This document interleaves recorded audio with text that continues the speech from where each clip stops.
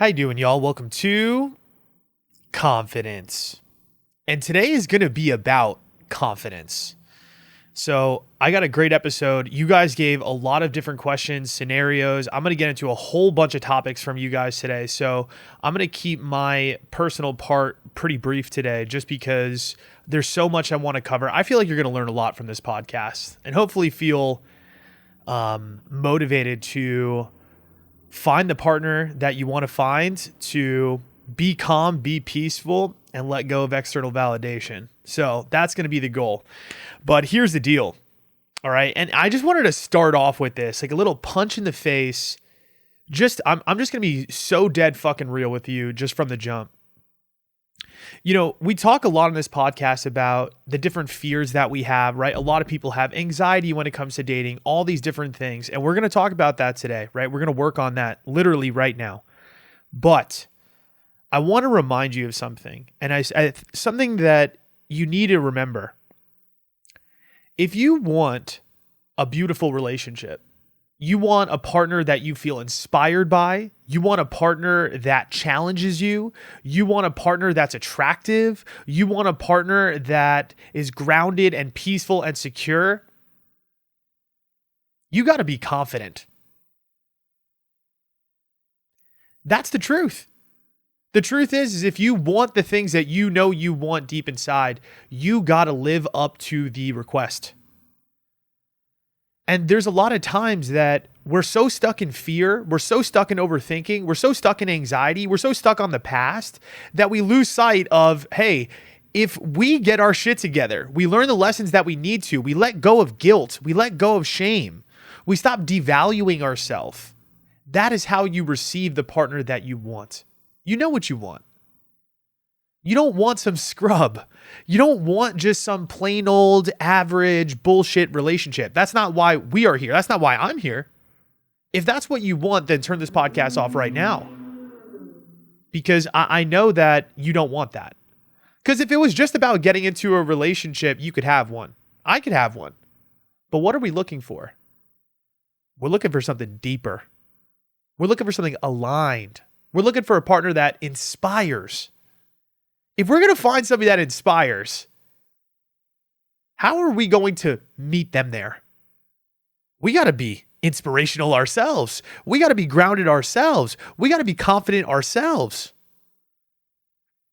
So what that means is really creating a deep sense of self-security, right? This is the work. The work is you getting to a place where you could trust the shit out of yourself. So I was thinking about myself too. And I don't know, that was like one big emphasis for me this week for myself is like, yo, bro, you got to take some risks. That's what it is. If there's girls that I like, you got to say something. You can't back down. You can't be afraid of rejection. You can't be afraid of their reaction.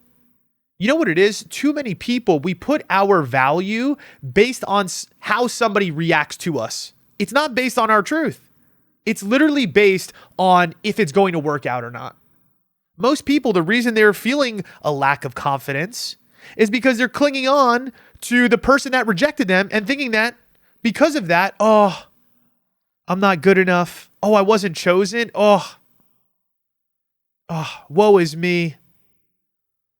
And then you wonder why you're not receiving that. You're blocking that because there's no sense of security. So, even for me, right, I think there's levels to this shit, right?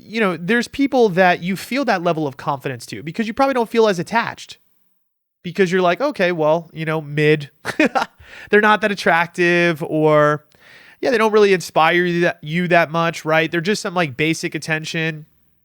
You don't care about that, but I don't care about that either. I don't want that shit either. I'm good. I know you don't either. So what we're talking about here today is not just mid-level, oh, you just need to get into a relationship. No. What I want for you and for me is to be in a relationship where we feel, holy fuck, I am lucky to be with this person. But this person is also lucky to be with me. And that's the energy I want to help you guys embody. I'm going to be honest. This is the most confident I think I've ever felt in my entire life. And not because of the results. I'm actually getting worse results than I used to get in the past. And when I say results, I'm talking about external numbers, external factors. When people hear results, what do we think? Money, right? Income, right? Dollars, likes, comments, views, partnership.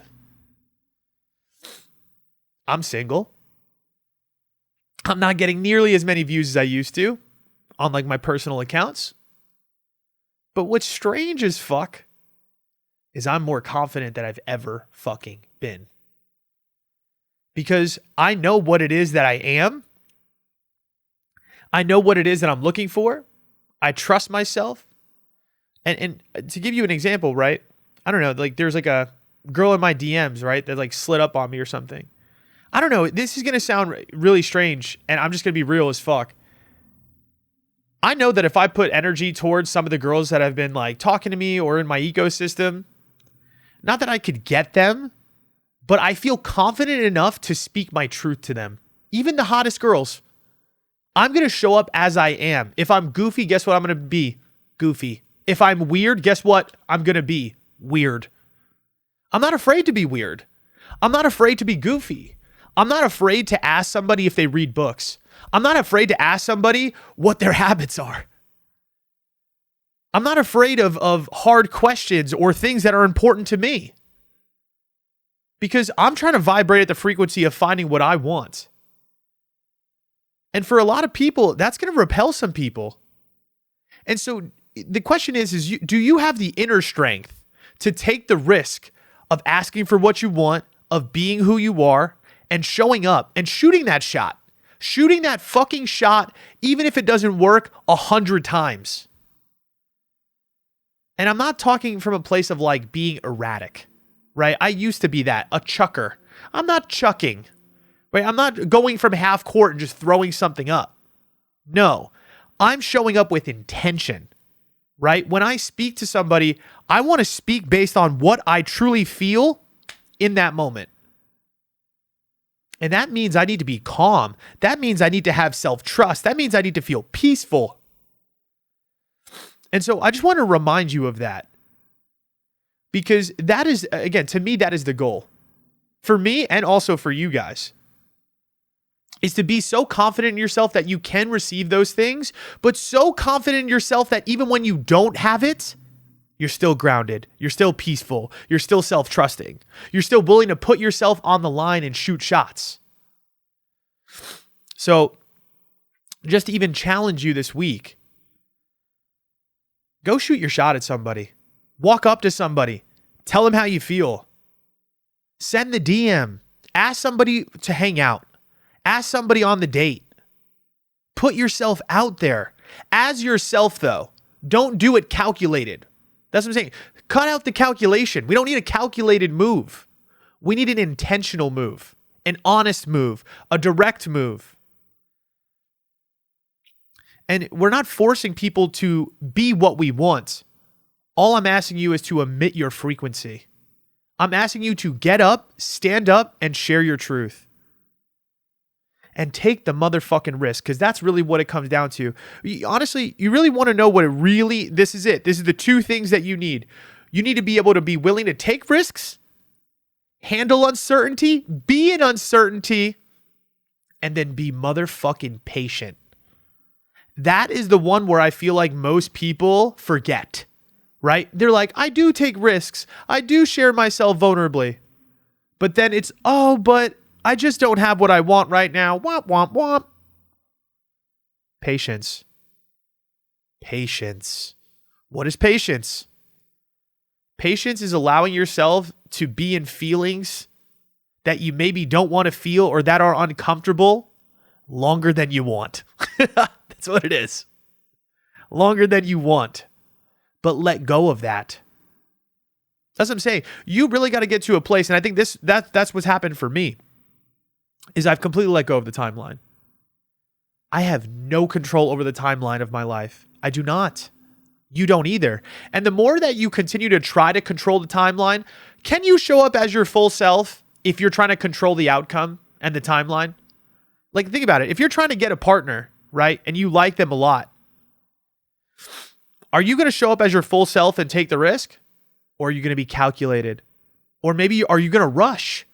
Are you going to try to push them to try to give you what you want? Is that showing up as your full, honest, grounded, peaceful self? Intentional self? That's the problem when you need it, right? It's got to be a want and not a need.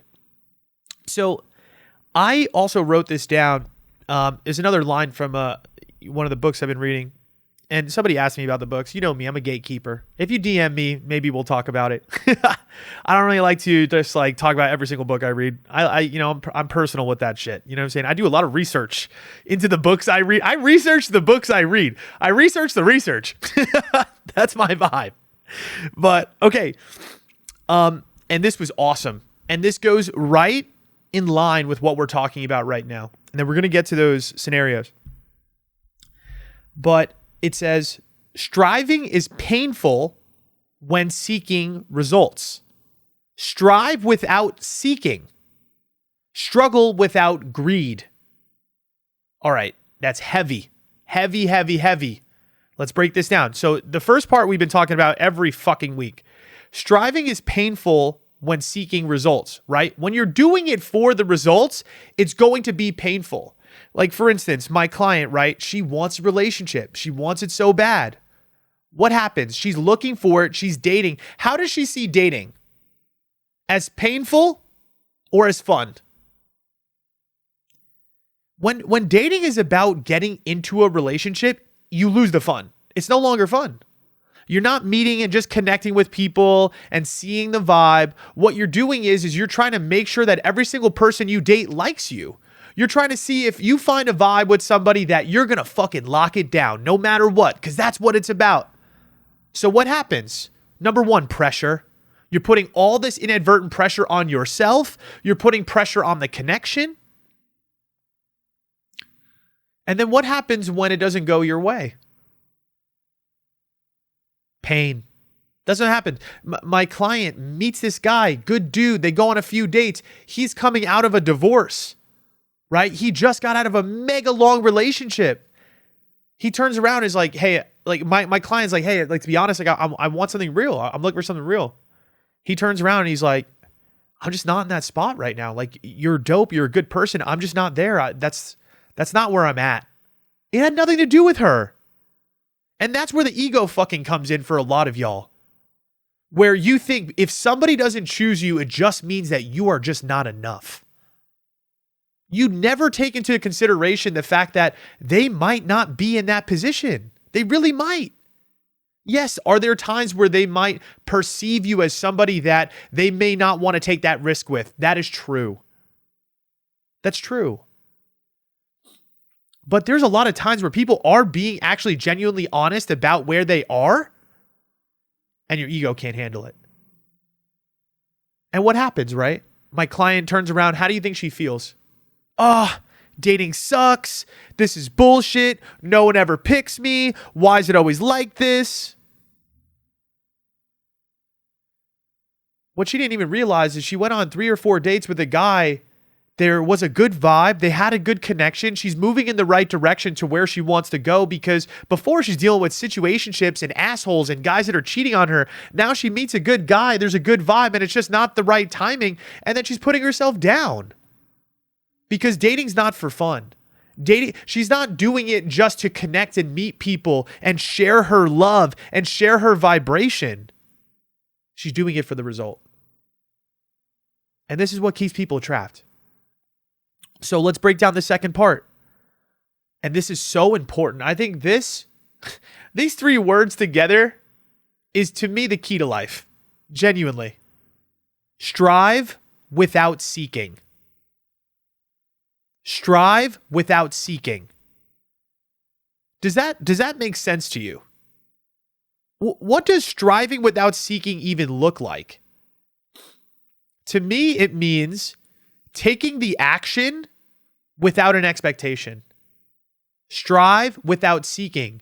Take the action without expectation.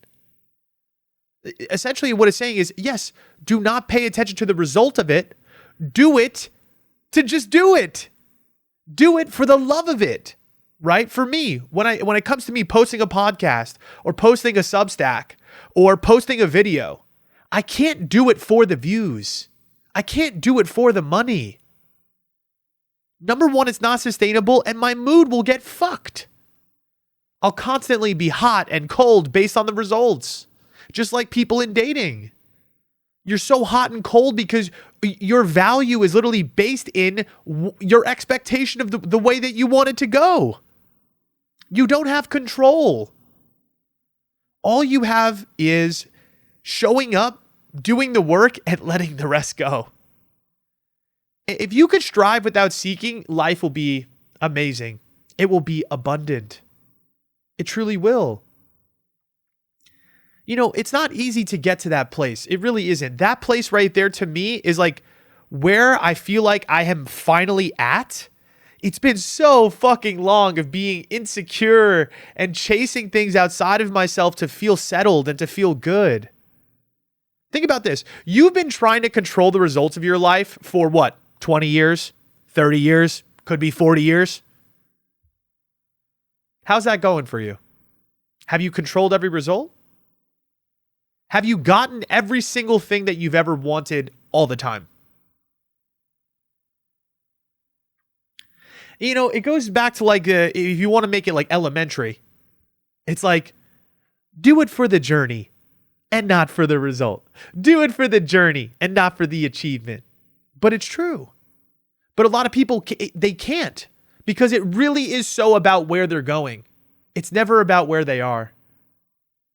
The joy for me now comes more from showing up and recording, putting out my frequency, speaking my truth, sharing a Substack. Maybe 1,000 people read that shit. It is what it is. I put out a video. Maybe only 200 people like it. It is what it is. It doesn't mean I can't focus on the results and try to get better results. It just means stop doing it for the expectation of results, right? It doesn't mean you can't strive for excellence, right? I want this podcast to make an impact. Yes. But the key for me is not being tied to that being the only reason I do something. That can't be the only motivation. Because I lose sight of life, which is majority of the time, the results don't even bring you that much joy. You know what I mean? Like I told you guys, I had 1 million followers on TikTok, 250K views all the time. Even for you guys, you're telling me you haven't been in a relationship before? Let's say you want a relationship super bad. You're single right now. Go to your past right now. You're telling me you haven't been in a relationship? Was that Mount Rushmore? Are you unlimitedly happy because you got that result one time? No. You know what's going to happen too for a lot of you that are single and you know, you get into a relationship? You're going to get into a relationship and guess what you're going to encounter? More challenges, more seeking, more expectations. Hey, we're dating now, but he didn't buy me flowers on Tuesday. You know, I've been dating this guy for 3 years, but he just doesn't stop playing video games. I've been dating this girl for like, you know, a little while now and it's so good, but like, damn, I don't know. My work, for some reason, just like work sucks right now. Like I'm having such a hard time. If it's not one thing telling you, it's going to be another. You're a seeking machine. You're an expectation machine. And that's what I'm trying to say. Get rid of it. Get rid of it. Live life just to live life. Live life just to do it for fun. There's going to be an unlimited amount of challenges and an unlimited amount of results and expectations. You're going to hit $100,000 one day in your life and you're going to want to make 200. Then you're going to want to make 1 million. And then you're going to want to make 10. You think the seeking will stop? Oh, well, if I hit this point, then I'll be good. Bullshit. I tell you guys all the time. Bull fucking shit. Cut it out. Cut it out with that. Whew. And then the last one, struggle without greed. This one's also very powerful. Struggle without greed. What does that mean to you? What does struggling look like if there is no greed involved? That means I'm not struggling for the outcome. It means when struggle happens to me, I have humility. I have humility for the process. If I'm struggling making a video, it's just a struggle making the video. You know, I get hit by a car, boom. You know what I'm saying? I got my fucking hip dislodged. Guess what? At least I'm still alive. You know what? I got to sit in this hospital bed. I got to get this surgery. I got to go through this for 3 or 4 months. But that's just where I am. Right? I'm hustling for, yes, maybe I want more income. Sure. I want to feel more financially free. I want to be able to travel the world and have a house in New York and a hot ass girlfriend and a super cat. I want to get a cat that's like $15,000. I want all those things. But I don't struggle for those things. At least not anymore. It used to be all about that, but that's why I was so insecure and I was anxious. I couldn't even do anything for fun. But that's what I'm trying to say is like, that's what it is. Like, you just got to live life to do it because you're alive. The value that you are is just in the fact that you exist. That is it. Here's a good, I wrote this in my Substack, so I'm telling you, go fucking read the shit. It's good. But I was thinking about this. Did you control you being born? Like, did you go to God and you're like, hey, God, bro, come on. Like, let me go on earth, bro. Please. Like, please. Okay. And you know what? I want my name to be Chris. Oh, yeah. Give him tattoos as well, by the way. Did you do that? Or did you just end up here? Just like me. So your life, which is a miracle in itself, which you didn't even decide to have, you didn't control that. You want to tell me now that you're on earth, that you're going to control the rest of the circumstances in your life? Why don't you trust in the fact that you already breathing, living, walking around is already a miracle? That's enough. And guess what? Miracles happen with your control or without. Without. Think about the best relationships you have. Think about some of your best friends. Think about some of the best moments of your life. Was it because you were clinging on so fucking hard? And I got that person because I was trying super hard. You want to know how I met my best friend, Jay? Somehow decided to move to Arizona on a whim. I don't know. Why did I even come to fucking Arizona? Nobody knows. I like the hockey team here. I was living in New York. I was 20 years old. I was just like, you know what? I got to do something different. Just did it off a whim. Nobody. I know no family here, no friends here. I just said, I'm going over there. I said, all right, cool. Show up. What happens? I go to college. First year, a little homesick, right? My roommates were a little fucking weird. It was just like, what? I'm like, what am I doing here? What's going on? Right? Like, what's fucking happening? I joined a fraternity. The first one I joined, I rushed this fraternity. And by the way, I don't know if you guys know this, but I started a chapter at Arizona State. So I'm actually a founding father and president. Oh, humble brag. But the first thing I did when I got to Arizona State was I rushed a fraternity. And I was a pledge. And Jay was also a pledge in that fraternity. And, to be honest, you want, and Jay could speak to this too. Jay was the weak link in the motherfucking group. Like, any single time we would have to do a challenge, it would always end up on him and he would fuck up. And everybody would be like, fucking Jay, bro, what the fuck? Like, this dude sucks. It's all love. It's all love. And I was just like, this guy's, he's kind of funky. He's kind of weird. And then one day, we're waiting for one of the events. I think we're about a month into pledging. And I sit down with him, to go eat before we go to one of the events. And bro, we just hit it off. We just start talking and we just have the same energy about life. Like, we just knew that we wanted to be something great. Even though we were both like little goofy, kind of weird, we were kind of like the outcasts, right? Overlooked. I would say that is where me and Jay really connected, is that we both felt overlooked, but we both knew our power underneath. And so when we had that first conversation, I remember we talked for like an hour and a half, just randomly about life, like what we want to do, what we're going after, the kind of energy that we have underneath, right? Being true to ourselves. I think that was something that was big in the conversation, just being like, yeah, we're not for that fake shit. Like, we love genuine shit. We love genuine people. We believe in ourselves. My whole point is like, I didn't control that. You know, one of the best relationships I have in my life. I always tell people, bro, Jay could probably, and this is real. He probably could murder my wife, and I'd probably be like, okay, yeah, there was probably a reason. I swear to God. I'd be like, yeah, I'm gonna be honest. I trust him with my life. Like, swear to, like, he could have the passwords to my bank account easily.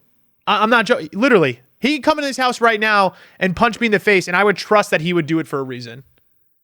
That's how genuine and fucking loyal and loving that person is.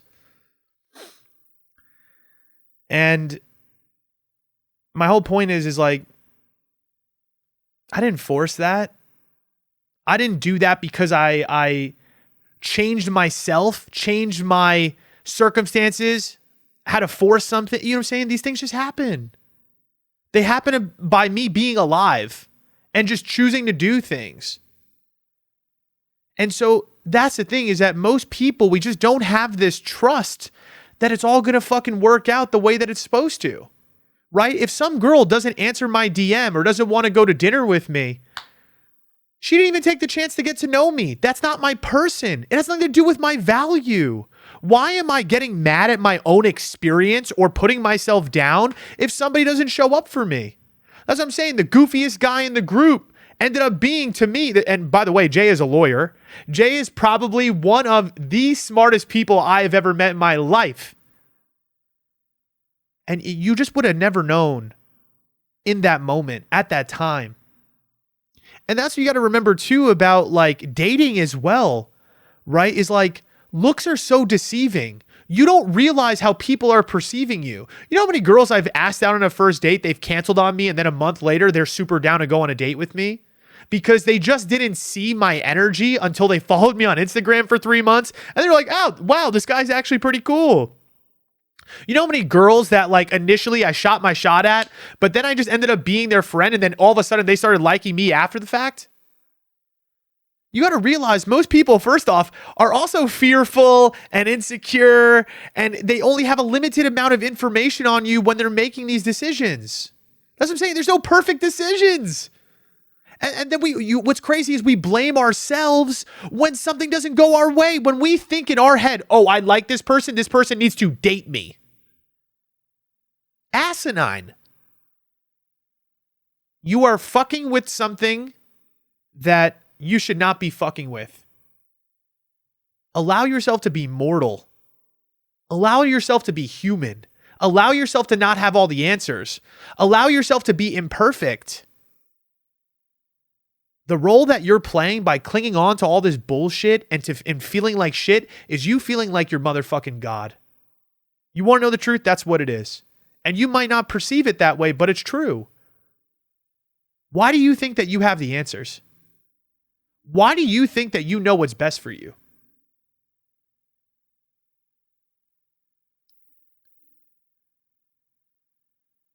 Think about that for a second. Even when you want something, how do you know it's the best thing for you? How many people apply for a fucking job? This is my dream job. They get into it. Oh, fuck, I kind of hate this shit. How many people? Oh my God, this girl's so hot. Hang out with her. Bro, this girl's getting drunk every fucking weekend. The fuck am I doing with this? You know how many people, even clients that I coach, where they're like, oh my God, I just miss him. He's so hot. Homie's going on a 5-day bender. He's an alcoholic. And this isn't to put people down. But a lot of the things that you think that you want are not even the best thing for you. But you keep thinking that you need to control everything in your goddamn life because you can't be grounded and secure that everything's working out for you. You didn't choose to exist. It just happened. Every great thing in your life, it just happens. Let go.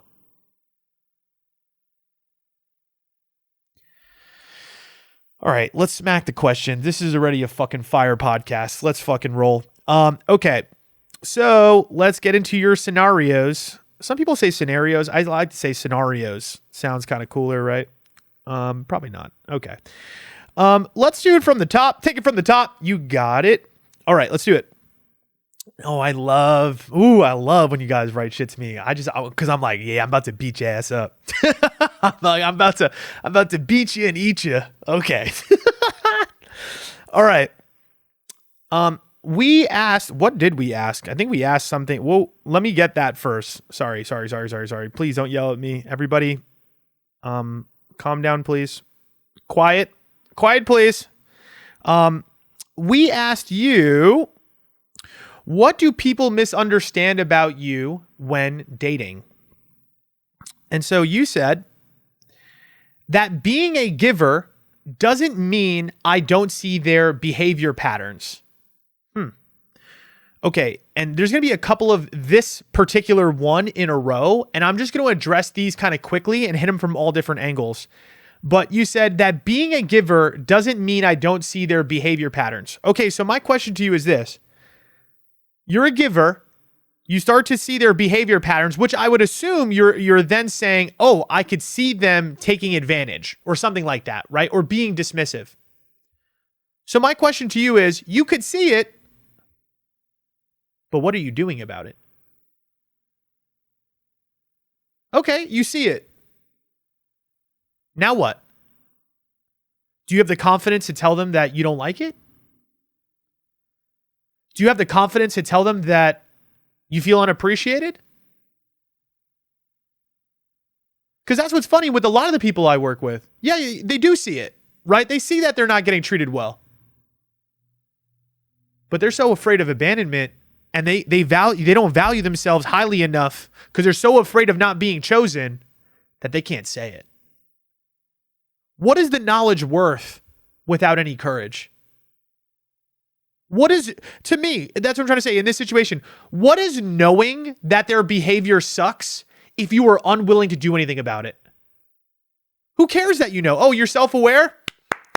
Yeah.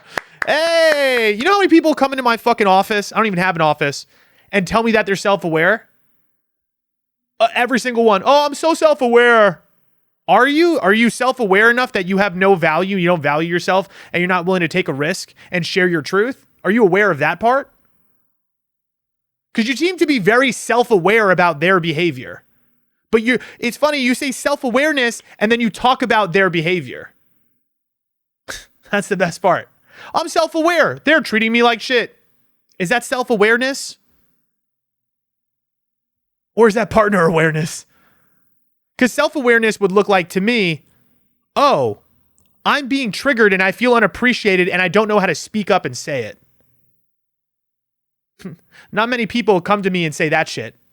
They come to me and they say, Chris, I'm self-aware. They're treating me like shit. And I don't understand. I see that I'm not doing well. I see that my boundaries are fucked up, but I don't know what's going on. And this isn't to put you down or make you feel guilty. It's to be direct and call you out and get you to realize that knowing doesn't mean shit. Knowledge doesn't mean shit. And to me, it's more about, I was going to say like wisdom. Like wisdom. Like that sounds cooler. Hold on, we got a fucking ambulance. What's going on? The circumstances, baby, I don't control them. Remember that. But yeah, I think what you really need to understand is that you don't know.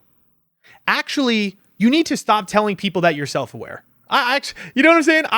That's what I want to make a campaign that you need to stop talking about how self-aware you are, and you need to actually start telling people how unaware you are. Because that really is the truth. And not because I'm self-aware and I'm telling you that you're unaware. I'm telling you that so that you could stay a learner, so that you could stay open-minded, so that you could be more curious about yourself. Because a lot of people think that they know the answers. If you know the answers, why the fuck are you listening to this? If you think that you know the answers about your problems, why haven't they changed? Because knowledge is not the answer. That's not it. It's a deeper understanding of yourself. Genuine self-awareness, not self-knowledge. All right. Oh man, I'm on one today. The energy. I don't you know what it is? I fucking drank a coffee before and it's like 12 o'clock. Oh, it's 11:30. Wow. I'm crushed. Oh, no, sorry. It's 1:30. Anyways, rock and roll. They mistake my kindness as being naive. Uh-oh, we got another one. We got a smarty pants. All right. They mistake my kindness as being naive. Okay. So again, you're not naive, right? That's what you're claiming. You're claiming that you're not naive. So what are you going to do about it? Because that's what happens. That's what I'm saying. For a lot of people, you could feel it. You feel that something is off. You know what I'm saying? You're not dumb. I'm not calling you dumb. I'm actually calling you very smart. I am calling you somebody that is aware of what is happening. But the deeper level of awareness is not there. That's what I'm saying. You think that you're self-aware because you're seeing what's happening? No, but what I want to get you to understand is why it's happening. Not just what is happening, why. Right? What is the surface? That's what I said. When most people come to me, I'm self-aware. You're self-aware about the what. You're not self-aware about the why. That's where I get you to. I get you to understand why you do the things that you do. The blind spot that you do not see because you're so focused on the what. Because in this situation, they're mistaking your kindness for being naive. Okay, you have the knowledge. Now what? What are you going to do? Are you going to tell them how you feel? Or are you going to keep being kind, quote unquote? Which really, to me, is just being nice. Which really means that you don't value your feelings based on their behavior, based on their reaction, based on their opinion. The reason you're stuck with people that take your kindness for you being naive is because you're willing to allow it. It seems to me like you're not naive about the fact that they're taking advantage of you, but you are naive on how much you're not valuing your own truth.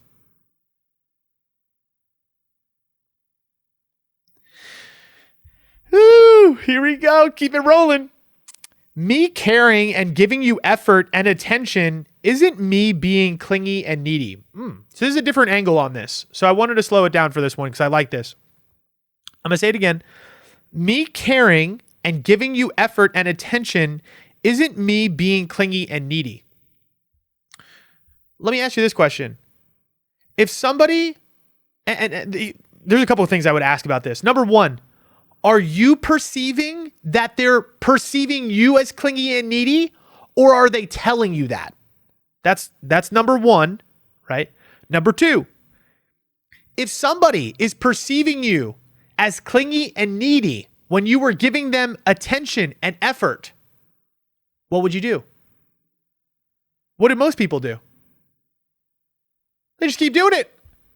They just keep giving more effort. At that point, it is inauthentic. If somebody told you that you are clingy and you're too much and you're needy, and you turn around and take that and say, oh, well, I'm not being that way, and then continue to give them more effort, you're clingy and needy. Because you're clinging on to the idea of what you want them to be. You're clinging on to the reciprocation that they're not giving you. You're clinging on to the fantasy of how you want them to treat you. Because here's the deal. If you were giving effort and attention and it wasn't about the result, you wouldn't even be asking this question. Because it wouldn't matter what they thought of you. You would just do it and then you would just let it go. You'd be like, all right, cool. Or here's the deal, right? If somebody said that my effort, right? For instance, I'll give you an example. I asked a girl on a date. She didn't really answer. She's like, oh, I can't do that day. I said, oh, do you want to do this day? Gave her a time and a place. Oh, I can't want to do another day, right? I gave her a third option. How did she respond? She kind of didn't. She kind of just left me cold turkey. Am I clingy and needy? Or am I just asking to go on a date with somebody? To me, I would perceive that for me as going on a date with somebody. Let's just say hypothetically, they looked at me like clingy and needy. Okay. All right, cool. I guess we're not a match then. I'm just trying to be intentional. Is a confident person going to explain themselves? Is a confident person going to triple down again? If you don't answer me after I've tried to set up 3 plans, there's not much else I can do. Not for me. Let it go. If somebody perceives me as clingy and needy, low-key, I don't give a fuck. Honestly. Because that's what I'm trying to say. If you're afraid of that, that means you're afraid of their reaction. Again, if you're wanting to give somebody effort and attention, just do it. But if they perceive you that way, they perceive you that way. You don't control that part. Because I think the right person is going to reciprocate that energy eventually. And if they don't, guess what? You gave them some effort and attention. Who cares? Who fucking cares? But what? They're going to think I'm needy. You think I give a fuck? Yeah, I don't give a shit. You know what I'm saying? That girl could walk around for the rest of her life be like, damn, that motherfucker was needy as fuck. What a pussy. Okay. The only result is that I'm just not in your life. Later, find somebody else. For this one, I'm like, what are we doing? Why would you fuck with somebody that is calling you clingy and needy? But half the time, it's funny. It's half the time they're not even saying that, but you're perceiving that about yourself because you already inside feel like a burden. You're projecting being clingy and needy towards other people because you don't feel like enough. So that's the loop. Imagine if you felt whole. Imagine if you felt grounded, right? Imagine if you felt like you were the most confident version of yourself. Just hypothetically. If somebody called you clingy and needy and was repelling your energy, what would you do? You'd say, okay, cool. Then we're not a match. That's it. Period. End. Leave it. Gone. On to the next. You're sitting in that loop yourself. And I want you to realize that. All right, here we go, baby. They mistake my effort to date with intention for coming on strong. Everyone wants games. Perception, your interpretation. Now, here's the deal. I'm going to tell you this. I do sometimes feel like this. I really do. Because what happens, right? Sometimes I am very intentional. I just gave you the example, right? Where I'm like, here's the date, here's the time, love to hang out with you. A lot of people can't handle that.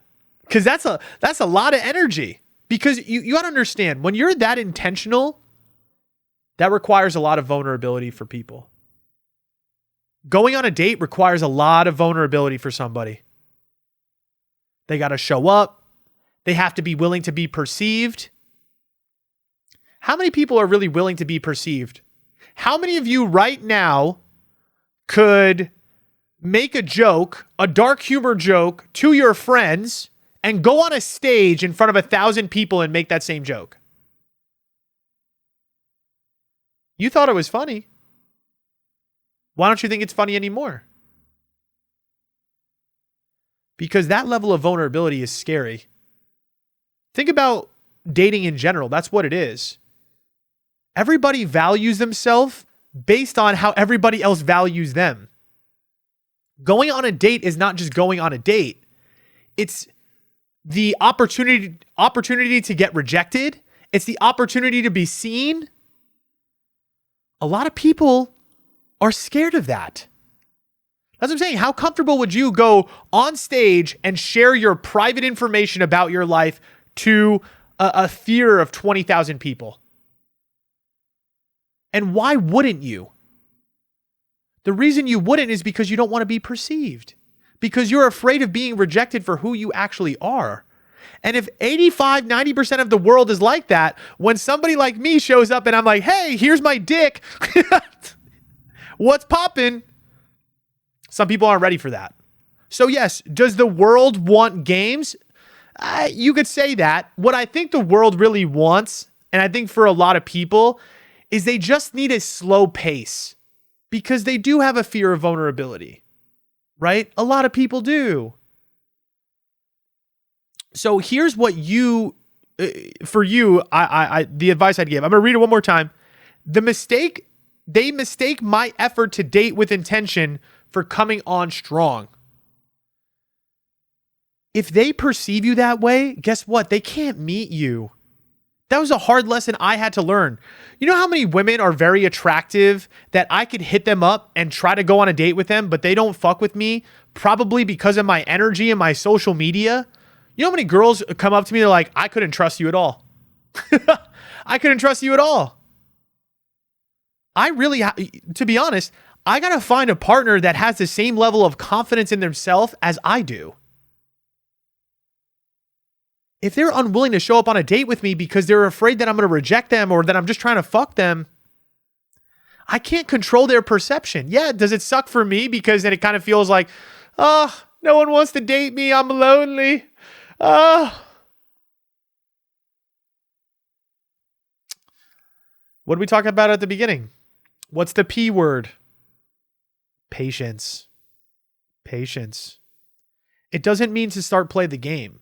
Now, here's the thing. I'm not saying that you can't have a level of going slow. I think that really helps people, right? I know you want to date with intention, and I'm all on board with that. But I do think that there is something to just looking at people less as people that you want to date and more as connecting and connection.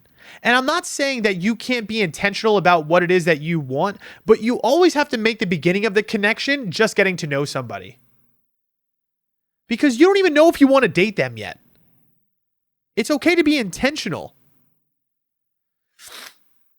But you got to understand what comes with that territory, right? If you're going to be that intentional and that upfront, you're going to repel a lot of people, but that's not a bad thing either. You know what I'm saying? If I ask a girl on a date and she's giving me the runaround, she doesn't show up, it's just not for me. But to me, it's like, do you have the ability to sit back and say, hey, that's not personal? At the end of the day, she didn't even take the chance to go on the date. That has nothing to do with me. She has no idea who I am.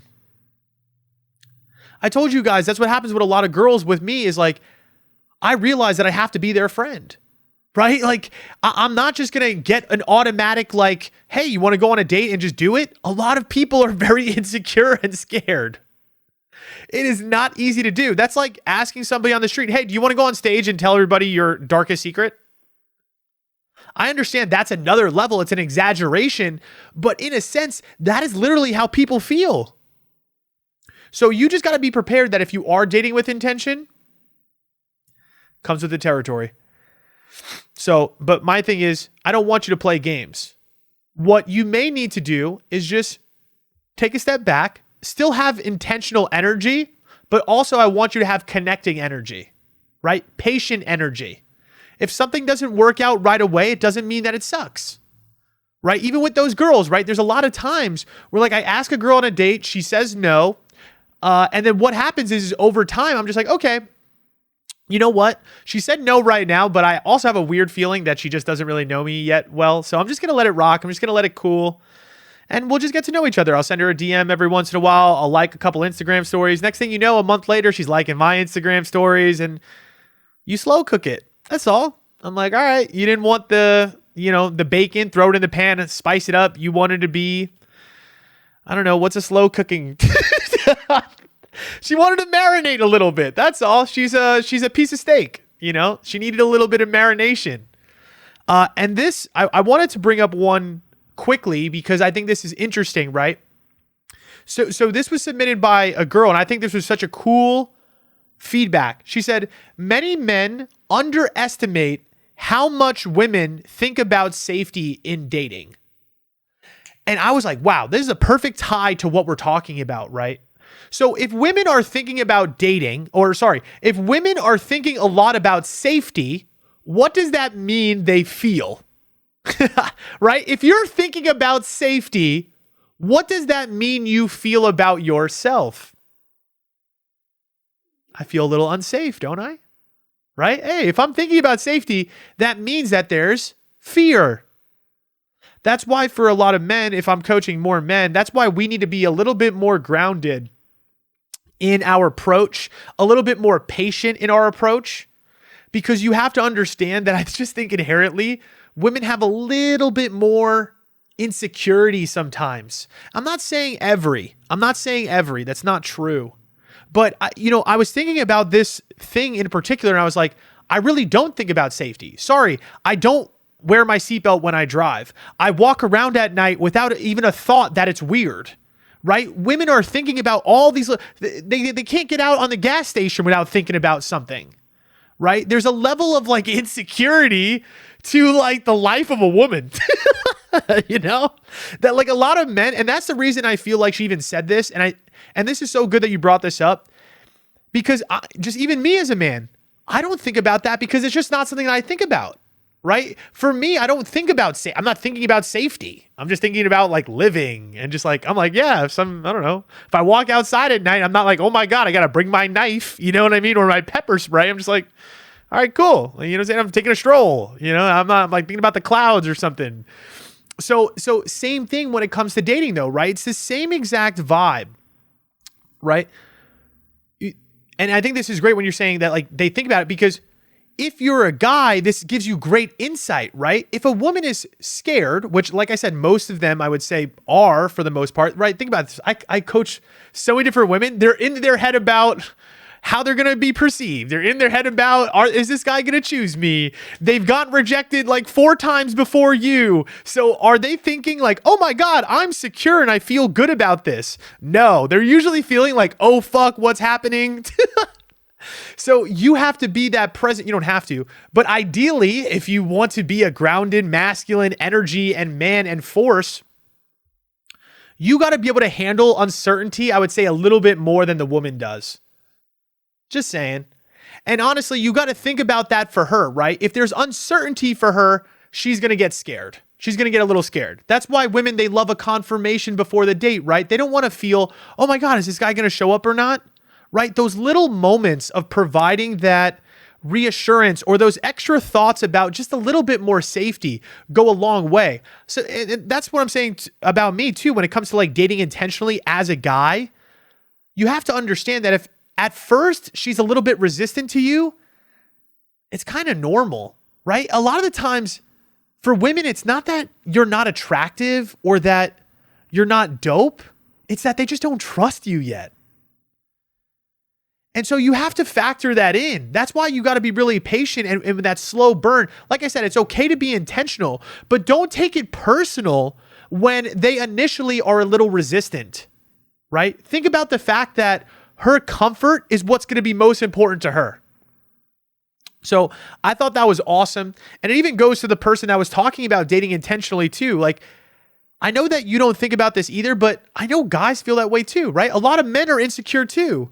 When you don't answer a guy and you kind of ghost him, what position does that put him in? Right? Yes, a grounded masculine man could probably take that in stride and maybe let it go and probably like reach out one more time. But eventually, if you don't provide any reciprocation either, the man's going to feel unsafe too. You see what I'm saying? So there needs to be a balance for that. All right. This girl said, wait, what are we on time? We got to take a look. All right, we're getting close. We got this. And I'm going to use your name because you did. You said, that casual Liz is a lot of fun, but when I love hard and I require more from him. Okay, and I think this is a spot that a lot of women get into, and this is where the fuckery happens. Too many women are in the vibe that they want to be go with the flow, and that's cool. I'm down with go with the flow. But where it gets you into trouble is that you know that you want something deeper sometimes. There are things that you know that you want in a relationship. And the problem is, if you don't ask for it, if you don't set the tone, you're not going to receive that. People can't read your mind. It goes back to the earlier ones that we're talking about. They mistake my kindness as being naive. That being a giver doesn't mean I don't see their behavior patterns. How do these men know if you do not say it? How do these men know if you do not enforce it? Right? You want to be the cool, casual, chill, fun girl, but then you also want to be the wifey? There needs to be a balance. Right? And what you're doing is you're trying to look for a middle ground, right? Those two things, I think when they're extreme, it's not great. Think about it like temperature. When it's 73 degrees, how do we feel? Good. When it's 110, what are we? Hot. Ow. Burn. When it's 32 degrees, cold. I'm cold. Too much. Cold. Not good. Think about it as being the chill girl. If you're too chill, you're getting treated like a doormat. If you're too serious and overly intentional, you're too stiff. You're no fun, right? That's not, there's no uncertainty in it, right? There's no vibe. What we're looking for is that middle ground. And so it's never going to be perfect. You got to be okay with that. But so that's why for different people, it looks different, right? For the chill girl, we need to work on the boundaries. Hey, babe, you need to speak up a little bit more. For the girl that's like a little bit more avoidant and has all these walls up and has all these requirements on who she needs to date, when it needs to happen, how he needs to look, what's going on. Can we just relax a little bit, babe? Can we just go on a few dates and see the vibe, right? Trust yourself enough to like set the boundaries later on. You're building walls, sweetheart. We need boundaries, not walls. Those are different. And I see that a lot too with people too when they're dating, right? Or a lot of women specifically, right? Let's go to the safety question again. Sometimes when you're so insecure, you have all these massive walls and then you're projecting it onto the guy or onto the person to be super vulnerable with you when you're not willing to be vulnerable at all. I can't tell you how many women date like that, where they have all these expectations for what they want and how they want the man to show up without showing any vulnerability themselves. And then they're expecting some guy to just knock down all those walls. You don't realize that your own insecurity is keeping people out too. It's not men. So we got to find balance. That's what I'm saying. Even for the girl with the safety thing. I understand that you want a man to protect you and help you feel safe. Great. But we also need to be able to fucking self-soothe, have self-regulation, have self-security. You need to be able to show up vulnerable to a guy and speak your feelings sometimes, even if you don't know if he's going to hurt you or not. That is also on you too. That is both genders. It is not gender specific. I mean, again, obviously the goal for me is to just be so safe and secure in myself that I can meet somebody that's a little insecure and build that gap. But I'll tell you right now, there's some people, that's what I'm saying. A lot of the girls that like I asked to go on a date with, I find myself as a catch. I find myself as somebody that is inspiring. I find myself as somebody that is smart, intelligent, peaceful, calm, grounded. I have my flaws for sure. I'm avoidant. There's things. But there's a lot of times I show up to certain women and I could just tell that it's not that they don't maybe see that, but they're just expecting me to just keep doing everything, right? They'll ghost me and expect me to keep hitting them up. At some point, I'm not going to keep going. I'm not going to break down every single wall you have because you're so fucking scared. I can't do that. There's a limit. Right? That's where you as a woman also need to be secure in yourself. You also need to be willing to have hard conversations. You also need to be willing to tell people how you feel. It can't just be reliant on the guy. You have to ask him out on a date every once in a while. This is just like, to me, in a relationship, the masculine feminine dynamic of that, the way I view it, is like 3-1. For every 3 times that I do something for you, give me 1. Right? I take you to 3 dinners, buy me the ice cream. I ask you out 2 or 3 times in a row, ask me to do something. You know, I'm shooting my shot. I need something. I can't have nothing.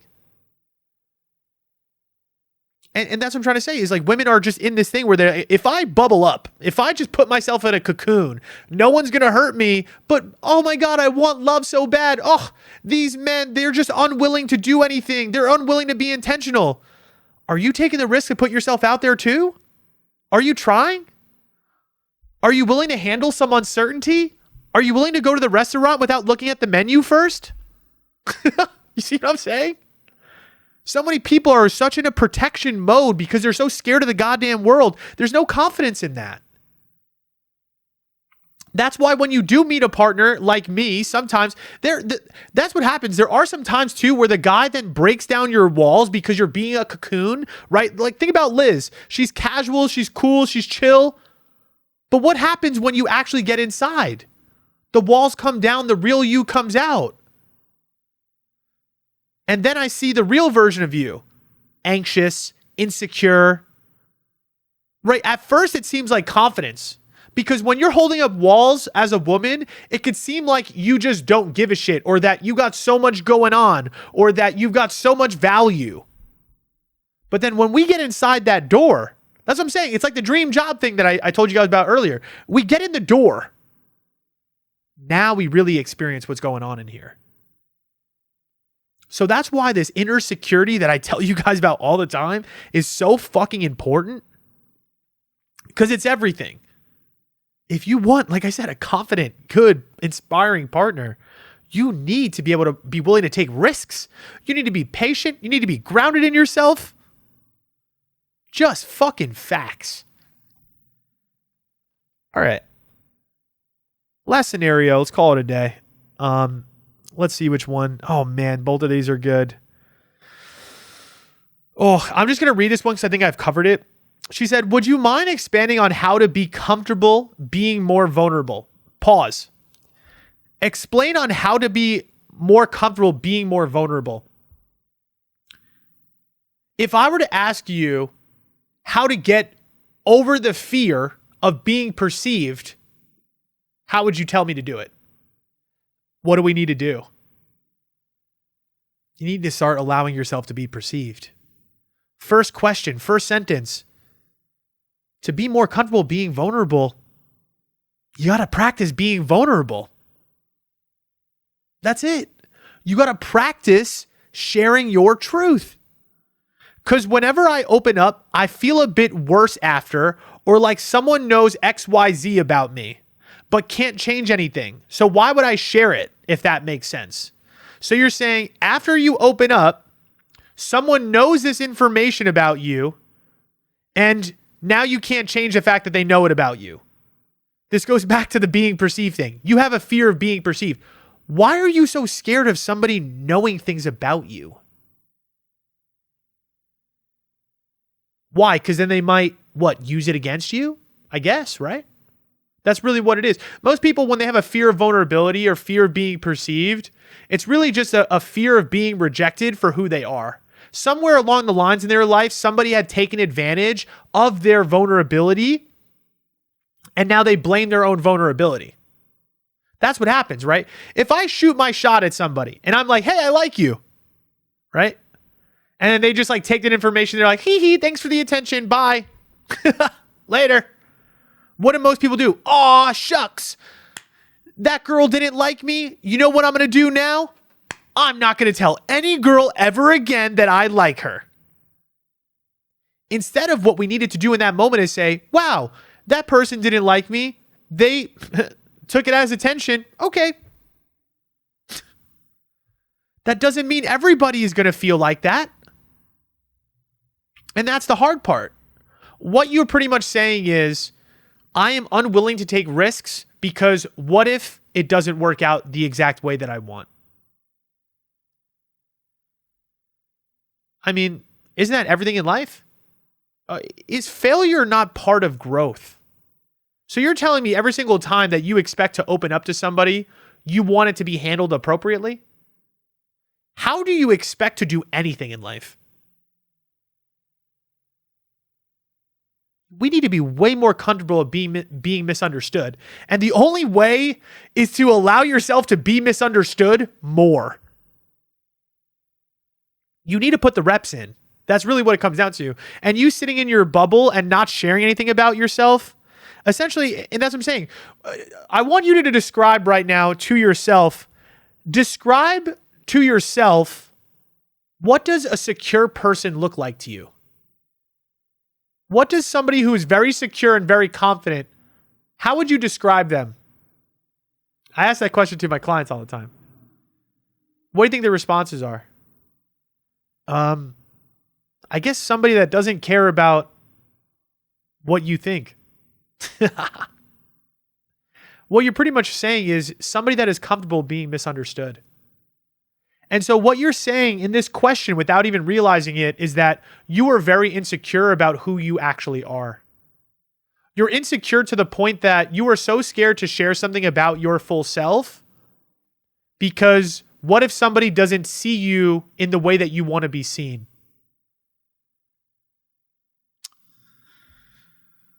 Because what happens, essentially what you're saying is if somebody doesn't see me in the way that I want to be seen, like for instance, if I post a video being funny, right? Well, I'm like Chris, I'm funny, ha ha ha, look at me being a clown. And somebody watches that video is like, dude, you're not funny at all. You're the corniest motherfucker I've ever watched. And honestly, you should delete your account. Would you turn on from the outside, right? Let's say you watch that interaction happen. Would you look at me and say, damn, Chris, shut it down, bro. You're not funny at all. Jessica 789 thinks that you're not funny. Shut it down. You're done. You're cooked, bro. You're not funny at all. That one human being, guess what? They don't think you're funny. Let's shut down the whole operation. That's how a lot of you sound when you share that you care about somebody. They don't reciprocate your energy. And then all of a sudden now you're blaming your whole self. Now you don't want to show up and try again with somebody new. Because you're holding on to one past failure and you're projecting it onto the future. So you want to be more comfortable being yourself? You got to be yourself. All right.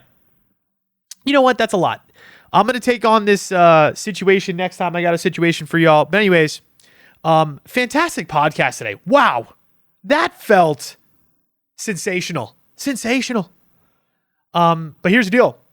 If you ever want to actually detach and stop going back to them, feel secure without needing validation, and meet somebody and actually feel calm and not anxious and break your relationship patterns, that is what I help you with. I help you see the blind spots. I help you connect to your true self. And then I hold you accountable to making that change. You're welcome. All right. If you ever want to work with me, apply. We'll get into a consult. We'll talk about it. Love you guys. Talk to you soon.